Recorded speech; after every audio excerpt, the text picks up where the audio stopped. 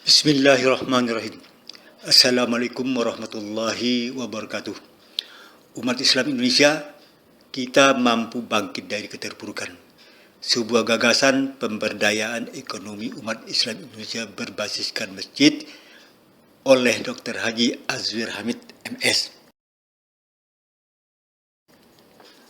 Umat Islam Indonesia ku sayang, umat Islam Indonesia ku malang. Keadaan umum umat Islam Indonesia saat ini masih memprihatinkan. Artinya boleh dikatakan masih terpuruk keadaannya, di mana masih banyak jumpai maksiat di masyarakat berupa korupsi, berbagai macam kejahatan, perkelahian antar kelompok, pembunuhan, dan sebagainya, yang pelakunya adalah sebagian besar mengaku beragama Islam.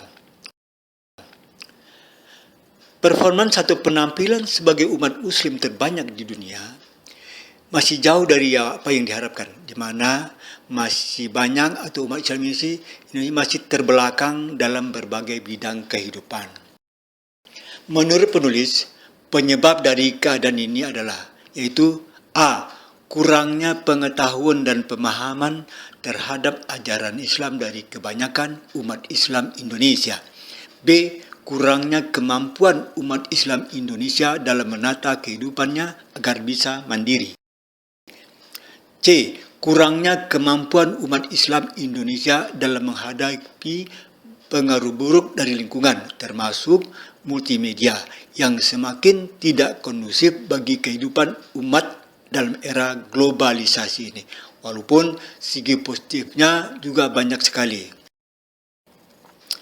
Nah, pertanyaannya adalah, akankah kita biarkan keadaan umat Islam Indonesia seperti ini terus tanpa mampu berbuat apa-apa sama sekali? Nah, sebagai seorang muslim, jawaban yang harus muncul adalah keterpurukan umat Islam tidak boleh berlanjut. Harus dicoba untuk diatasi atau dikurangi. Nah, keadaan tadi menurut penulis banyak sekali faktor yang saling berhubungan, yang menjadi mata rantai yang berpengaruh satu sama lain, yang akhirnya menimbulkan kondisi seperti tadi. Faktor tersebut misalnya antara lain pendidikan, kesehatan, ekonomi, dan lain sebagainya. Banyak faktor lain yang saling terkait tadi itu. Dari berbagai faktor yang saling berhubungan tadi, sulit untuk menentukan faktor mana yang paling dominan. Penulis mempunyai pemikiran yang dominan dan paling dulu untuk dibenahi adalah faktor ekonomi. Sehingga timbullah ide penulis untuk memberdayakan ekonomi umat Islam Indonesia tadi seperti judul di depan. Dengan demikian, yang pertama menurut penulis yang perlu dibenahi adalah ekonomi umat. Nah, untuk itu, beberapa faktor yang perlu diperhatikan dan dipertanyakan untuk memberdayakan ekonomi umat Islam Indonesia.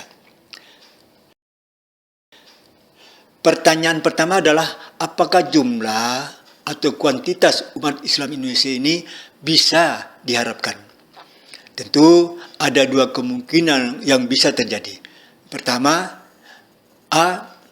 Jumlah yang banyak atau kuantitas yang banyak bisa menjadi beban karena kualitasnya kurang, artinya kemampuan dan pendidikannya rendah. Sebaliknya, jumlah yang banyak tadi itu bisa diandalkan, misalnya dengan jumlah seperti ini, kondisi umat seperti sekarang ini masih bisa diandalkan menurut penulis. Yaitu dengan jumlah yang banyak tadi, B1, gerakan gotong royong yang bersifat nasional akan bisa dibangkitkan kalau masalah bersama yang ingin diatasi adalah keterpurukan yang melanda sebagian besar bangsa atau umat Islam dengan memberdayakan ekonomi bangsa dan umat Islam Indonesia. Dan yang berikutnya adalah kenapa bisa digerakkan? Dan yang pergerakan yang dapat dihandalkan itu semua pribadi bangsa Indonesia atau umat Islam Indonesia tidak ingin lagi keadaannya begini-begini terus. Artinya tidak ingin lagi harga dirinya diinjak-injak orang lain atau bangsa lain.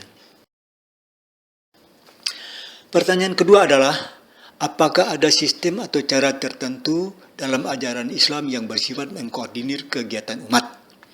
Nah, masjid adalah bagian penting dari sistem agama Islam yang merupakan pusat kegiatan umat. Penulis optimis, kita bisa mengoptimalkan fungsi masjid sebagai pusat pemberdayaan ekonomi umat Islam Indonesia. Artinya, ini bisa dilakukan karena umat Islam Indonesia belum termotivasi selama ini untuk itu. Nah, pertanyaan ketiga adalah, apakah mungkin dan tidak sulit untuk mengajak lebih banyak umat Islam lebih dekat ke masjid?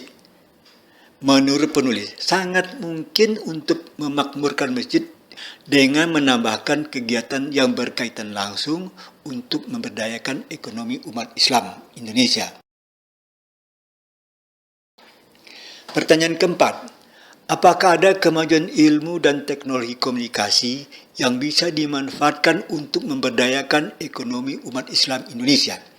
Menurut penulis, kemajuan ilmu dan teknologi komunikasi sangat memungkinkan untuk menjawab pertanyaan di atas.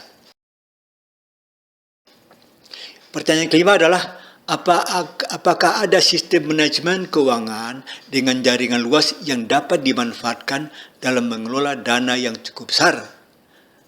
Nah, penulis berpemikiran bahwa tanpa menginginkan bunga dari bank konvensional, termasuk misalnya mudharabah dari bank syariah, maka jasa lalu lintas uang antar bank masih bisa dimanfaatkan. Tentu sekarang timbul pertanyaan, apa yang bisa dilakukan untuk memberdayakan ekonomi umat Islam Indonesia? Setelah beberapa faktor yang perlu diperhatikan di atas dan semua pertanyaan untuk memberdayakan ekonomi umat Islam Indonesia bisa dijawab, maka kita bisa melangkah ke tahap berikutnya. Tahap-tahap penting yang menjadi gagasan ini adalah, yang pertama adalah kita perlu memantapkan lebih dahulu landasan pemikiran, yaitu A. Manfaatkan jumlah umat Islam yang banyak, walaupun kualitasnya masih rendah, untuk bersama-sama memberdayakan ekonomi mereka. B. Ajak umat Islam untuk kompak bergotong royong memberdayakan ekonomi mereka. C. Optimalkan fungsi masjid sebagai pusat pemberdayaan ekonomi umat Islam. D. Motivasi umat Islam lebih dekat ke masjid dengan menambahkan harapan peningkatan ekonomi keluarga mereka di samping meningkatkan iman dan takwa mereka. E. Manfaatkan kemajuan iptek dalam peningkatan ekonomi umat Islam Indonesia. F. Pemanfaatan sistem manajemen keuangan melalui bank syariah dalam peningkatan ekonomi umat Islam Indonesia. Nah, yang kedua, kita sampai pada gagasan yang menjadi inti dari gagasan ini, yaitu dengan judul Pemberdayaan Ekonomi Umat Islam Indonesia Berbasiskan Masjid. Jadi ini harus menjadi gerakan seluruh umat Islam Indonesia secara nasional. Sekali lagi, harus menjadi gerakan seluruh umat Islam Indonesia secara nasional. Bagaimana caranya agar gagasan ini dapat dijalankan? Ada beberapa langkah yang harus dilakukan. Antara lain, pertama misalnya, bagaimana cara mengumpulkan dana dalam jumlah besar yang masuk akal untuk dilakukan. Yang kedua, lengkapi sarana dan prasarana apa saja yang diperlukan. Nah, tata cara pengumpulan dana. Yang pertama, langkah pertama, dibentuk badan koordinasi, mungkin dalam bentuk Yayasan Pemberdayaan Ekonomi Umat Islam Indonesia tingkat nasional, atau disingkat dengan YPEUII, di mana anggota yayasan ini terdiri atas berbagai komponen umat Islam Indonesia. Yang kedua, sebagai kunci awal dari gagasan ini adalah membentuk jaringan yang anggotanya adalah masjid jami yang berada di seluruh Indonesia. Yang ketiga, saat ini jumlah masjid masjid seluruh Indonesia berjumlah 600.000 buah. Bila minimal ada 300.000 buah masjid yang merupakan masjid jami, di mana setiap sholat Jumat kotak sumbangannya insya Allah tetap ada yang mengisinya, maka anggota jaringan adalah sebanyak 300.000 buah masjid. Yang keempat, semua masjid diberi nomor urut 1 sampai 300.000. Penggiliran perolehan dana berdasarkan nomor urut ini. Nomor urut ini sangat penting dan harus ditetapkan secara benar dan wajar. Penetapan nomor urut dilakukan oleh YPEUII berdasarkan data yang lengkap dan akurat dengan memakai metode tertentu.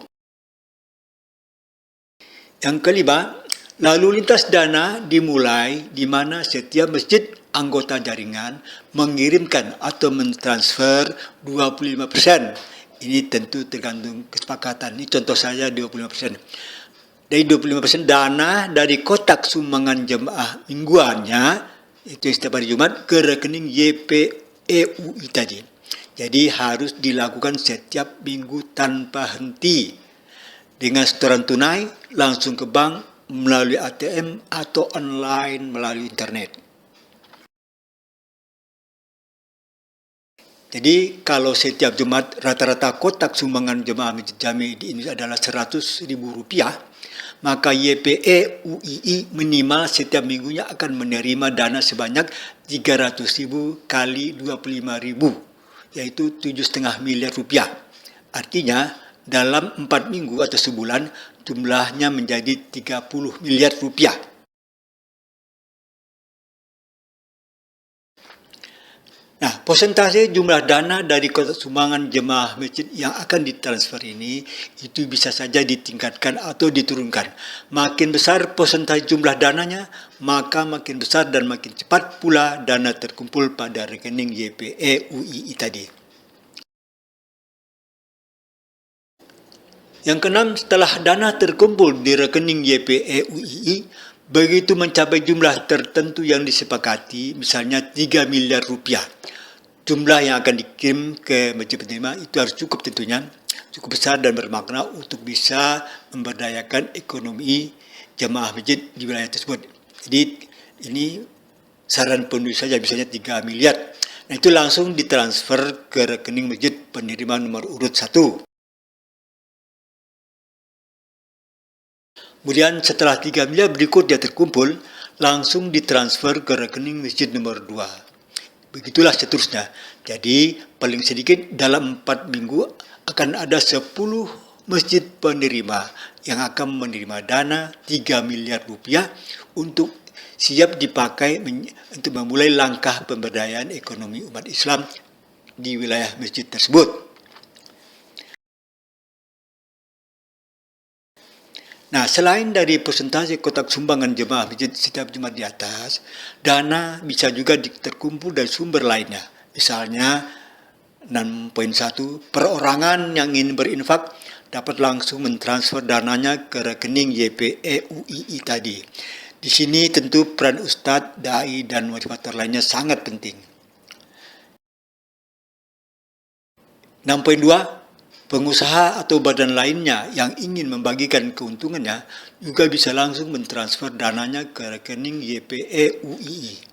Yang 6.3 adalah merupakan satu langkah besar yang sangat bermakna bila zakat harta secara syariah syah bila disalurkan melalui YPEUII tadi. Jadi dari butir 5 dan 6 di atas diusahakan agar dana terkumpul fokus pada rekening YPEUII. 7. Suatu hal yang luar biasa bila semua masjid anggota jaringan mendapatkan kesempatan menjadi masjid penerima. Kalau keadaan ini sudah tercapai, maka secara otoritas kembali lagi ke masjid penerima nomor 1, menerima dana untuk kedua kalinya. Tapi ini tentu barangkali sangat sangat teoritis. Nah, yang kedelapan, yang ada beberapa hal yang perlu perhatikan. 8.1. Sebagai masjid pengirim, diniatkan saja bahwa dana yang dikirimkan tersebut adalah merupakan infak dari jemaahnya yang ingin menyumbang jemaah masjid penerima tanpa memikirkan bahwa kesempatan untuk menjadi masjid penerima akan lama sekali.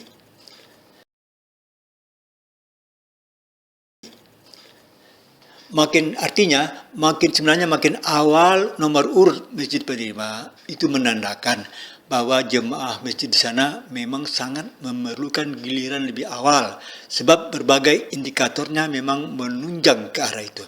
Sebaliknya, nomor urut sebagai masjid penerima masih jauh atau besar karena memang keadaan jemaah di sini lebih baik daripada yang nomor urut lebih kecil. Lagi pula, dana yang disisihkan untuk dikirimkan relatif kecil dan tidak akan memberatkan masjid pengirim.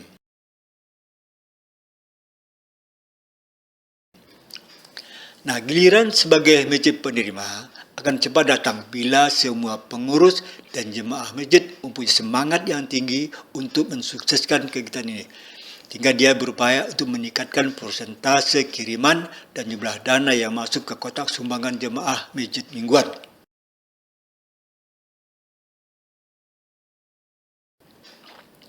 Jadi, terutama yang urutnya paling bawah perlu kesabaran. Anggap saja ini sebagai kewajiban mingguan yang tidak berbeda dengan rekening listrik yang rutin harus dibayar setiap bulannya.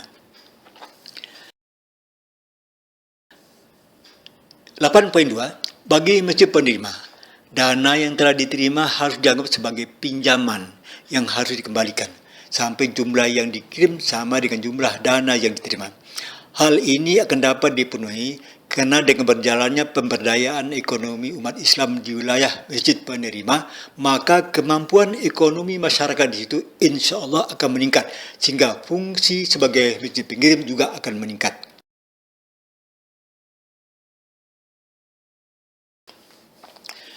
Poin 8.3, pengusaha muslim atau badan lainnya, apakah pemerintah atau swasta, harus dimotivasi untuk berlomba-lomba mengirimkan bantuan amalnya ke rekening YPE UI tadi.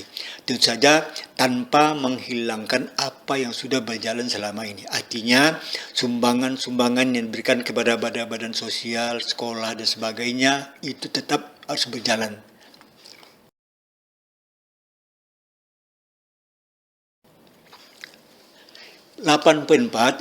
Memotivasi seluruh umat Islam Indonesia tanpa ragu-ragu untuk menyalurkan zakat hartanya melalui YPE UII tadi, tanpa harus menghilangkan apa yang sudah berjalan selama ini.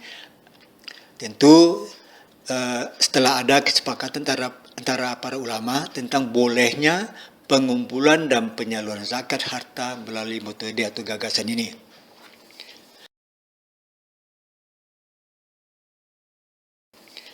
Nah, penerapan peraturan bahwa zakat harta akan diperhitungkan dalam pajak penghasilan akan lebih mudah diterapkan, serta dapat lebih memotivasi wajib pajak untuk membayar pajaknya dengan jujur. Nah, poin kedua yang diperlukan agar gagasan ini bisa berjalan itu perlunya kelengkapan sarana dan prasarana yang diperlukan. Pertama itu organisasi pengelola. A. Badan pengelola tingkat pusat, yaitu YPE UUI pusat. Tugasnya adalah menentukan nomor urut masjid penerima, menerima dan menyalurkan dana, dan seterusnya. Kemudian, badan juga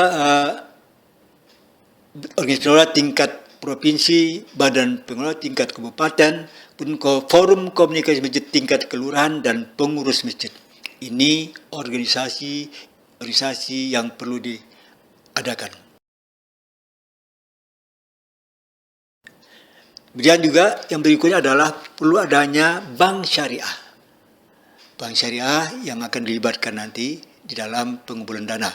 C, yang diperlukan lagi adalah perangkat administrasi.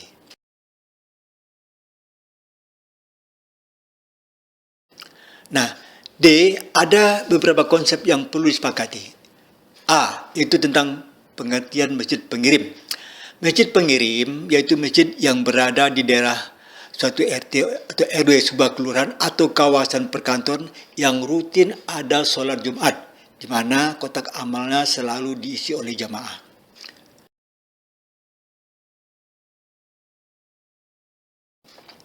Artinya secara rutin minimal sekali seminggu tanpa henti masjid pengirim ini mengirimkan sejumlah sumbangan jemaah yang berasal dari kotak amal ke rekening YPE UI tadi. Yang kedua, konsep yang kedua adalah masjid penerima. Sama dengan yang pertama yaitu masjid pengirim, ia sekaligus merupakan masjid pengirim. Yaitu merupakan masjid yang sebagian jamaahnya akan menjadi sasaran kegiatan pemberdayaan ekonomi umat Islam yang akan ditingkatkan kadar ekonominya.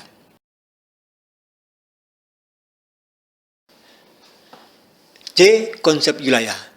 Nah, di sini setiap orang atau umat Islam kalau ingin terlibat dalam jaringan ini, terutama mereka yang memang memerlukan bantuan dana atau sebagai mustahik, harus menjadi jemaah tetap dan terdaftar pada sebuah masjid. Akan lebih mudah bila masjid tersebut berada di tempat yang bersangkutan tertinggal atau KTP-nya.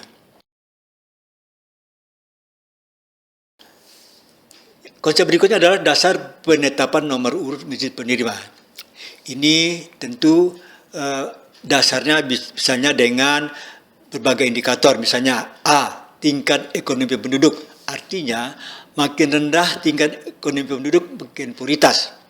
Ini bisa dipakai data yang ada dari Badan Pusat Statistik. B, daerah rawan bencana alam akan menjadi lebih prioritas.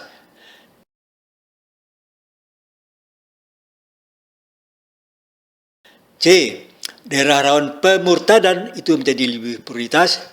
D, kepadatan penduduk makin padat makin prioritas.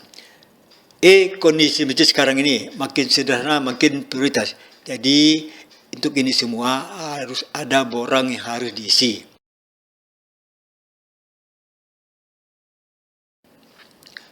Dan E, konsep berikutnya adalah dasar penetapan jumlah dana pemberdayaan ekonomi umat Islam. Jumlah yang akan ditransfer ke masjid penerima tidak harus sama besarnya. Bisa saja besarnya tergantung pada banyaknya jumlah mustahik di sana. Nah, sekarang ini apa kalau itu sudah berjalan semuanya? Apa yang harus dilakukan bila dana telah terkumpul pada rekening Yayasan Pemberdayaan Ekonomi Umat Islam Indonesia? Itu dapat dilihat pada video berikutnya.